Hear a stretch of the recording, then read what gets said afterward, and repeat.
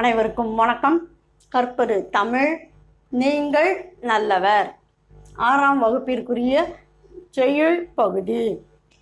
முதலில் இயற்றியவர் பற்றிய குறிப்பினை காண்போம். கலீல் கிப்ரான் லெபனான் நாட்டினைச் சேர்ந்த கவிஞர். இவர் புதின ஆசிரியர், கட்டுரை ஆசிரியர் மற்றும் அவர் ஓவியர் ஆக பன்முக திறமை கொண்டவர் கலீல் கிப்ரான் அவர்கள்.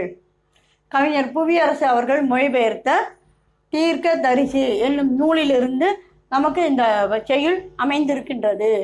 இது மனனப்பாடல் அன்று. சரிங்களா? நீங்கள் நல்லவர். எப்போதுமே ஒருவரை பார்த்து நம்ம ஒரு நேர்மறையாக நாம் கூறினோம் ஆனால் இந்த உறவு முறையானது நேர்மறையாக இருக்கும். நாம் சொல்வது அவர் கேட்பார், அவர் கூறுவதை நாம் கேட்க முடியும். நீங்கள் நல்லவர், நீ அப்படித்தான் இப்படித்தான் அப்படி நம்ம சொன்னோன்னு வச்சுக்கோங்களேன். அப்போ எதிரில் இருப்பவர்கள் என்ன ஆகிடும்? ஆக நம்ம என்ன செய்தாலும் இவர் நம்ம எதிர்மறையாகவே பார்க்கின்றார், இனி இவர் கூறுவதை நாம் கேட்கக்கூடாது, கேட்டு செயல்படக்கூடாது என்றுதான் தோன்றும். இந்த கவிதை முழு இறுதியில் அப்படித்தான் நம்முடைய எண்ணங்களை அவர் அப்படித்தான் கூற வருகின்றார். நீங்கள் நல்லவர். அப்போ நேர்மறையான கூற்று, அது மிகவும் நல்லது. அப்போ நேர்மறையான எண்ணங்களை, சிந்தனைகளை, செயல்பாடுகளை அது வளர்க்கும். பாருங்களேன், வாழ்க்கை பின்திரும்பி செல்லாது. ஏன் இன்றைக்கு அதான் சொல்லுவோம் இல்லையா, காலம் எவருக்காகவும் நிற்காது, அது போய்கொண்டே இருக்கும். அப்போ இந்த நிமிடம், இந்த நொடி போனது தான். இதை நம்ம மறுபடி பெற முடியுமா? பெற முடியாது. நேற்றைய வாழ்க்கையை நாம் திரும்ப பெற முடியாது. கடந்த வருட வாழ்க்கையை திரும்ப பெற முடியாது. அதான் வாழ்க்கை பின் திரும்பி செல்லாது, நேற்றுடன் ஒத்து போகாது. அப்போ நேற்று போல இன்றைக்கு ஒத்து போகாது. நேற்று வேறு மாதிரி பொழுதுகள் முடிந்திருக்கும், இன்று வேறு மாதிரியான பொழுதுகள் நடந்து கொண்டிருக்கும். நாளை எப்படியும் கவிஞர் அவர்கள் கூறுவார்கள், நேற்று போல் இன்று இல்லை, இன்று போல் நாளை இல்லை. அந்த மாதிரி தான் வாழ்க்கையானது. கொடுப்பவரின் பரிசுடன் அவருக்கு சமமாக எழுங்கள். எப்படி? சிறகுகளின் மீது எழுவது போல கொடுப்பவரின் பரிசுடன். அப்போ நமக்கு ஆண்டவர் கொடுத்திருக்கின்ற இந்த வாழ்க்கை அது மட்டுமன்று, அதை வாழ்க்கைன்றது லைஃப். அதாவது நம்ம விளையாடி கொண்டு இருக்கும்போது என்ன செய்வோம்? லைஃப் ஒன்று முடிச்சு ஐயோ லைஃப் இல்லை, அவ்வளோதான், கேம் முடிஞ்சு போயிடும். ஆனால் நமக்கு ஆண்டவன் பார்த்தீங்கன்னா நேற்றைய நாள் இன்றைக்கு ஒரு நாள் நமக்கு கூடுதலாக கொடுத்திருக்கின்றார் வாழ்வதற்காக. இன்றைய அவ்வளோதான், நாளைக்கு எப்படி நமக்கு தெரியாது. அப்போ நாளைக்கு நம்ம இருக்கின்றோம் என்றால் அப்போ நாளைக்கு நமக்கு கடவுள் கொடுத்த பரிசு, நாளையும் நாம் வாழ்வதற்காக நமக்கு வாய்ப்பினை கொடுத்திருக்கின்றாள். அதுதான் கொடுப்பவரின் பரிசுடன் நாம் வாழ்வதற்கான கால அவகாசம் கொடுத்திருக்கின்றார். அதுபோன்று நாம் எப்படி எழுந்திருக்க வேண்டும்? சிறகுகளின் மீது எப்படி சிறகடித்து எழுவோமோ அது போன்று நாம் அவருக்கு கொடுப்பவருக்கு சமமாக நாம் எழுந்து செயல்படுதல் வேண்டும். இவ்வளோ அழகாக கூறுகின்றார் பாருங்கள். இன்னும் நிறைய கருத்துக்கள். அடுத்து, உழைக்கும் போது நீங்கள் புல்லாங்குழல் ஆகி விடுகிறீர்கள். யோசித்து பார்ப்போமே, சும்மா இருந்தோம்னு வச்சுக்கோங்களேன், ஒன்றும் கிடையாது. ஆனால் நாம் உழைத்தோமானால் அதனால் மனித வளமானது ஒரு ஆற்றலாக மாறுகின்றது. அது ஒரு நிறுவனத்திற்கு அல்லது நம்முடைய வீட்டிற்கு, நம்முடைய தாய் தந்தையருக்கு, நம்முடைய உடன்பிறப்போருக்கு எல்லாருக்கும் பார்த்தீங்கன்னாக்கா நம்ம ஒரு உதவியாக நாம் இருக்கின்றோம். அப்போ நம்முடைய உழைப்பானது பயனாக மாறுகின்றது. இப்போ புல்லாங்குழல்னு சொல்கிறோம். புல்லாங்குழல் பார்த்தீங்கன்னா சாதாரண ஒரு மரக்குச்சியாக இருந்தது, ஒரு மரக்குச்சியாக இருந்தது. ஆனால் அதனையே எடுத்து சீர்படுத்தி அந்த துளைகள் இட்டு அதை ஆக்கி அதனை எடுத்து ஊதும்போது இசை அதில் பிறக்கின்றது. அப்போ ஒரு சாதாரண மரக்குச்சி என்னவாகின்றது? புல்லாங்குழலாக மாறிவிடுகின்றது. அந்த மாதிரி எப்படி அது ஆயிற்றோ அதுபோன்று நீ உழைக்கும் போதும் புல்லாங்குழல் ஆகிவிடுகின்றாய். எப்படி ஓமிக்கிறார் பாருங்கள். அடுத்ததாக, அதன் இதயம் காலத்தின் கிசுகிசுப்பை ஒரு இசையாக மாற்றி விடுகிறது. அதிலிருந்து பிறந்த இசையானது அந்த காலத்தினுடைய இசையை நமக்கு நம்முடைய இதயத்துக்கு இடம் தருவது போன்று அது அமைந்து விடுகின்றது. நம்முடைய உழைப்பும் பிறருக்கு அது மாதிரி தானே பயனாகி விடுகின்றது. நம்முடைய அம்மாவுக்கோ அப்பாவிற்கோ நாம் உதவி செய்யும் போது அப்போ நம்முடைய உழைப்பு அவர்களுக்கு, ஆகா என்னுடைய பையன் மிக அருமையாக எனக்கு உதவி செய்தான். அதுதான் இந்த இசையும் அதே போன்று இதயத்திற்கு இதமாக அவர்களுக்கு பயனாக.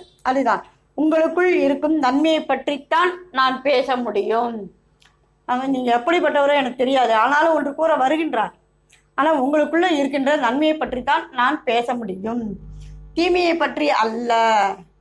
எப்படி சொல்றாரு பாருங்க. அப்போ உங்களுக்குள்ள நன்மையும் இருக்கு, தீமையும் இருக்குன்றார் அவரு.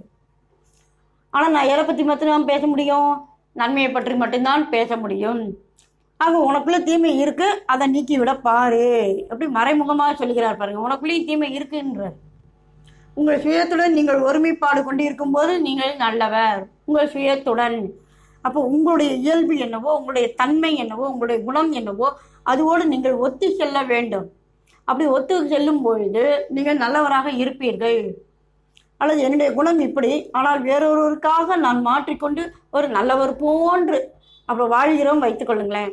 அப்போ அது நடிப்பு தானே. அப்போ அது நல்ல குணமாக அமையாது, தீய குணமாக தீய பண்பாக ஆகிவிடுகின்றது அல்லவா. அதுதான் அவர், நீ என்னவோ அதுவாக இரு.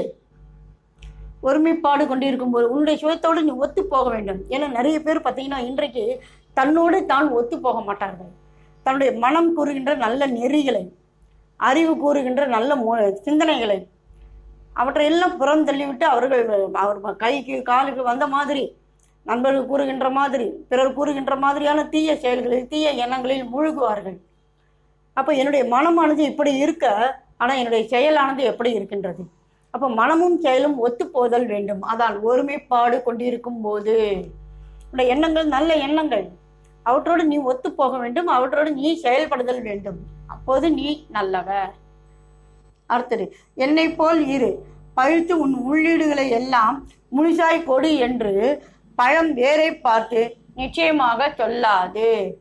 ஒரு மரம் இருக்கின்றது, அதில் கிளைகள் வளர்கின்றன. அடுத்ததாக காய் கனி எல்லாம் இருக்கின்றது. மரத்தின் கீழே வேர் இருக்கின்றது. இப்போ பழமானது நன்றாக பழுத்து இருக்கின்றது. அது பழுத்து என்ன செய்கின்றது? அந்த பழம் வேரை பார்த்து, நான் எப்படி எனக்கு உள்ள இவ்வளோ வைத்திருக்கின்றேன், அந்த மாதிரி உன்னுடைய உள்ளீடுகளை எல்லாம் எனக்கு கொடு, என்னை போல நீ இரு. நான் எப்படி வெளியே ஒரு பழமாகி அந்த உள்ளுக்குள்ளே இருக்கின்ற அந்த சத்து சாறு எல்லாம் மக்களுக்கு நான் பயன்படுகின்றேன் அல்லவா, அந்த மாதிரி உன்னுடையதை நீ கொடு என்று பழம் வேரை பார்த்து சொல்லாது, நிச்சயமாக சொல்லாது. ஏன்? வேர் மண்ணுக்கு அடியில் இருக்கும், மரத்தின் அடியில் மறைந்து இருக்கும், பழமானது மரத்துக்கு வெளியே இருக்கும். அப்போ மக்களுக்கு கண்ணுக்கு தெரிவது அந்த பழம், எனவே அது பயன்படுகின்றது. ஆக என்னுடைய உள்ளீடுகள் எல்லாம் அவர்களுக்கு பயன்படுகின்றது. அப்போ என்ன போல நீ இரு, அந்த மாதிரி நீ இரு, அதெல்லாத்தையும் கொடு என்று அது நிச்சயமாக சொல்லாது. ஏன்? கொடுப்பது பழத்தின் இயல்பு, பெறுவது வேரின் இயல்பு. ஆக வெளிப்படையாக இருக்கின்ற அந்த பழத்தினுடைய இயல்பு என்ன? கொடுப்பது. வேரினுடைய இயல்பு என்ன? பெறுவது. இப்போ இதில் இன்னொரு தத்துவம் இருக்கின்றது. இது இறைவனுக்கும் மக்களுக்காகவும் சொல்லலாம். அதே சமயம் பழம்தான் என்ன ஆகும்? அதனுடைய உள்ளிருக்கின்ற அந்த பகுதி தான் வேறாக விதையாக மாறும். விதை தான் மறுபடியும் கீழே மண்ணுக்குள் விழும். மண்ணிலிருந்து மறுபடியும் வேறு ஊன்றி அதன் பிறகு மரமாகும். மறுபடியும் பூ காய் கனி, மறுபடியும் அதே சுழற்சி. அப்போ யார் கொடுக்கின்றார் அந்த விதையினை? கொடுப்பது பழத்தின் இயல்பு. வேறு அந்த விதை என்ன செய்கின்றது? அதனாக ஆகி மண்ணுள் ஊன்றி வேர் விட்டு மரமாக வளர்கின்றது. ஆக ஒரு சுழற்சி போன்று. அதே சமயம் இறைவன் போலவும் மனிதன் போலவும் இதனை ஓமிக்கின்றார் கவிஞர். சரிங்களா? ஏன்னா கடவுள் நம்மள்ட்ட சொல்ல மாட்டார்ல, இது மாதிரி நான் உனக்கு நன்மையெல்லாம் செய்கிறேன், ஏன்னா நான் கொடுக்குற மாதிரி நீ என்கிட்ட கொடு பார்ப்போம், நான் உனக்கு இங்கே சொல்கிறார் அல்லவா, உனக்கு கொடுக்கின்ற அந்த வாழ்க்கை, கொடுப்பவரின் பரிசுடன் அவருக்கு சமமாக எழுங்கள், நான் உனக்கு லைஃப் கொடுத்தேன், உனக்கு வாழ்க்கை இன்னொரு நாள் வாழ்வதற்கு நான் வாய்ப்பு கொடுத்தேன், நீ எனக்கு ஏதாவது கொடு என்று எந்த கடவுளும் கேட்பதில்லை. ஏன்? அது அவர்கள் இயல்பு கிடையாது. அதுதான் அவன் சொல்கிறான், கொடுப்பது பழத்தின் இயல்பு, பெறுவது வேரின் இயல்பு. எப்படி பார்த்தீர்களா? அடுத்ததாக, உங்கள் பேச்சின் போது நீங்கள் விழிப்புணர்ச்சியுடன் பேசுவது இருப்பது நல்லது. ஏன்னா எப்போ பேசுகிற சிலர் ரொம்ப நிதானத்தில் இருந்தாலும் வேகத்தில் இருந்தாலும் பதற்றத்தில் இருந்தாலும் தாம் என்ன பேசுகிறோம் என்று அறியாமலேயே பேசி விடுவார். அதன் பிறகு கேட்கும்போது, இல்லை நான் அப்படி பேசவில்லை இப்படி பேசவில்லை, அதற்கு சாட்சி எல்லாம் ஆதாரங்கள் பயனற்றவை. எனவே நீ பேசும்போது விழிப்புணர்ச்சியுடன் இருப்பது நல்லது. என்ன பேசுகின்றோம் என்று அறிந்து அதற்கு ஏற்ப எதிரில் இருப்பவருக்கோ அல்லது சமுதாயத்தினருக்கோ அல்லது மக்களுக்கோ எவருக்காயினும் அவர்களிடம் விழிப்புணர்ச்சியுடன் இருப்பது நல்லது. அடுத்ததாக, உறுதியாக கால் பதித்து உங்கள் குறிக்கோளை நோக்கி நடக்கையில் நீங்கள் நல்லவர். ஆக உன்னுடைய குறிக்கோள் என்ன?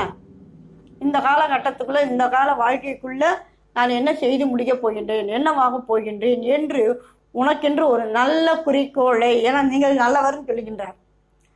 அப்போ உன்னுடைய சிந்தனையும் செயலும் குறிக்கோளும் நல்லதாக இருக்குமானால், அவற்றை நோக்கி நீ நடந்து கொண்டிருந்தாயானால் நீங்கள் நல்லவர்.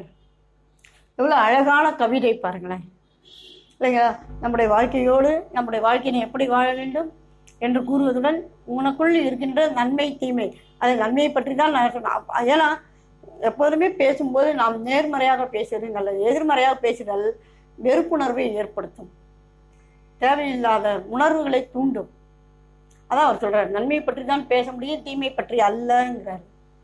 அப்போ நீ நல்லதே நம்ம சொல்லிக்கொண்டு நீ பாராட்டி கொண்டே இருங்களேன். ஒரு தீயவன் கூட என்ன ஆவான், நல்லவனாக மாறுவான். அல்லது அவனுக்கு தீயவன் கூட நம்ம நினைக்க வேணாம். அவனுக்கு பிறர் அறியாமல் அவனுக்குள் இருக்கின்ற அந்த சில தீய குணங்களுக்குள்ளெல்லாம் அப்படியே மறைந்து போகும். முழு நல்ல மனிதனாக ஆவதற்கான ஒரு வாய்ப்பு கிடைக்கும். எனவே எப்போதும் நேர்மறை சிந்தனையுடன் நேர்மறை பேச்சுகளை பேசுதலே சிறந்தது. சரிங்களா? ஆக நீங்கள் நல்லவர். சரிங்களா? மீண்டும் ஒரு புதிய பதிவில் சந்திப்போம். அனைவருக்கும் நன்றி, வணக்கம்.